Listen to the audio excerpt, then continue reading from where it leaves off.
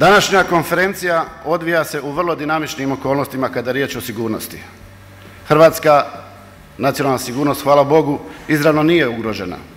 Međutim, postoje nedvojbeni dokazi o mogućnostima ugroze nacionalne sigurnosti o kojima mi kao zaklada želimo govoriti. Pored toga, današnja izbjeglička kriza zahvaća Europu. Radi se o ljudima, a u središtu svake demokratske politike, a naročito ne demokršćanske, treba biti čovjek koji je svaki jedinstven i neponovljiv.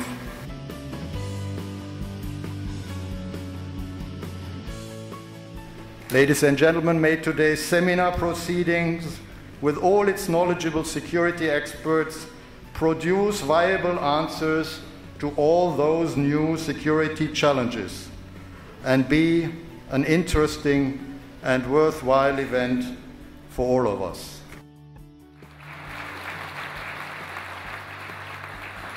Ni u jednom trenutku ne smijemo zanemariti ili zaboraviti potencijalne prijetnje i izazove, koji koliko god se danas čine beznačajnim, sutra mogu predstavljati ozbiljnu prijetnju nacionalnoj sigurnosti, pa i samoj opstojnosti Republike Hrvatske.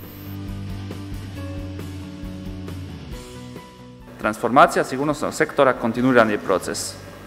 Nužno je stoga stalno preispitivanje našeg sigurnosnog okoliša i prilagodba ključnih politika te ažuriranje naših nacionalnih strateških sigurnosnih dokumenata. Krajnji je cilj razviti sigurnosni sustav koji će štititi temeljne vrijednosti hrvatskog društva, naše vitalne nacionalne interese, integritet hrvatskog državnog područja i sigurnost svih naših ljudi. Izazov koji je pred Europskom unijom odnosi se i na ključna pitanja bolje razmjene informacija kada je riječ o sigurnosnim službama.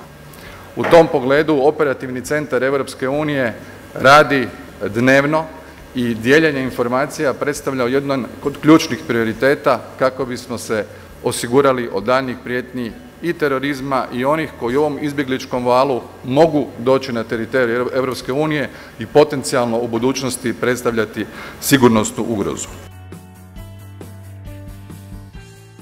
In Croatia and in Germany, the common values that we share in EU and NATO, which is not just a military organization, but also an organization of values. This is what makes us strong. This is what makes the European model strong. Of course, refugees are a challenge as we have to perceive it today. But at the end, it is the idea of freedom, of democracy, that has made us strong, that has made us wealthy, that makes us attractive, which does not mean that we can solve all the problems in the world here in Europe. But we should be aware of the causes and the reasons of our strength and of our attractiveness, and these are our common values. The time is right. The urgency is there. The resources are available. The consensus is the missing element, and that's what we need to focus on. Let's get it started. Let's begin the process of accelerating the North-South corridor. Let's begin the final phase of completing Europe. I think there are worrying security trends, and sometimes in the crisis of the moment, it can be easy to neglect Africa and to focus on Africa, but I think there are this long list of worrying trends which I think deserve attention if possible. So keep Africa in mind. We have been together with a lot of politicians working in external affairs, and we were saying this year there will be a huge crisis in migration that we will face. Do you have this on the agenda?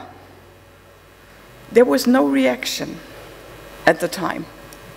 There was really no reaction at the time. So I ask us to have really a more strategic approach on those issues. Whether we're dealing with the coming disorder, that can be the case of a diffusion of power away from governments, or from the kinds of challenges that arise with the power dynamics among so-called revisionist states. More rather than less Euro-Atlantic cooperation will be necessary in the decades to come. Svakako bih htio napomenuti da iz svih odgovora čini mi se i na razne ugroze potrebna je svakako solidarnost, zajedništvo i niko ne može se sam nositi sa tim novonastalim, rapidno evolvirajućim ugrozama, nego svakako ćemo tražiti odgovore ne samo samostalno kao države, nego i u sklopu NATO-a i Europske unije.